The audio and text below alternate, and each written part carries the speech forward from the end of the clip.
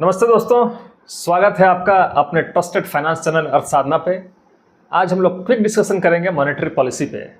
Monetary policy से पहले discuss कर लेते हैं हम लोग कि मॉनेटरी पॉलिसी कमेटी क्या होती है, क्योंकि ये मॉनेटरी पॉलिसी कमेटी ही है जो मॉनेटरी पॉलिसी को फ्रेम करती है।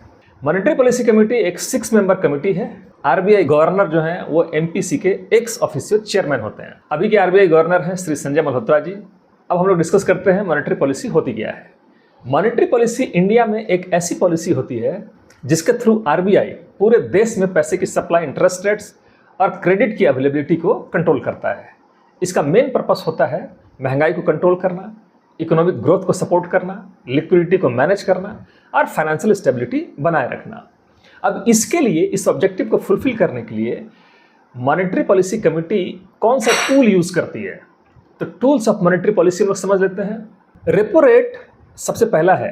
Repo rate at which RBI lends money to banks, reverse repo rate, and this is the rate at which RBI borrows from banks. अब तीसरा है कैश रिजर्व रेशियो। यह है परसेंटेज ऑफ फंड्स जो bank RBI के साथ रखती है। स्टैट्यूटरी लिक्विडिटी रेशियो, यह percentage of funds bank must keep in approved securities. Open market operations, RBI buys sells government securities to adjust liquidity. Liquidity Adjustment Facility, it is a framework for repo, reverse repo operations.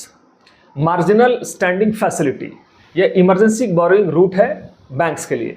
अब इसको हम लोग example से समझते हैं। अगर देश में महंगाई बहुत ज़्यादा हो जाए, जैसे कि 6.5% फॉर एग्जाम्पल, तो आरबीआई क्या करेगा? आरबीआई अपना रेपो रेट बढ़ा देगा, मान लो 5.5% से 6%। इससे बैंक्स के लिए आरबीआई से पैसा लेना महंगा हो जाएगा। फिर बैंक्स भी पब्लिक को लोन देना महंगा कर देंगे। लोग लोन कम लेंगे क्योंकि रेट इंटरेस्ट रेट बढ़ जाएगा। अब लोग कम लोन लेंगे तो खर्चे कम करेंगे, खर्चा कम होगा तो डिमांड कम होगी और महंगाई धीरे धीरे कंट्रोल में आ जाएगी। मॉनेटरी पॉलिसी बनाने का जो एक फ्लो है, उस फ्लो को हम लोग सीरियली समझते हैं। सबसे पहले इकोनॉमिक डेटा कलेक्शन होता है, उसका एनालिसिस होता है। फिर मॉनेटरी पॉलिसी कमेटी का मीटिंग होता है, डिस्कशन होता है। उसके बाद ड्राफ्ट मॉनेटरी पॉलिसी डिसीजन बनता है। फिर उसके बाद पॉलिसी अनाउंसमेंट होता है। पॉलिसी अनाउंसमेंट के बाद फिर उसका इम्प्लीमेंटेशन होता है और उसके बाद कंटिन्यूअस मॉनिटरिंग, और फिर जो फीडबैक आता है उससे न्यू पड़ता है अगले एमपीसी मीटिंग का। This was the quick analysis on monetary policy.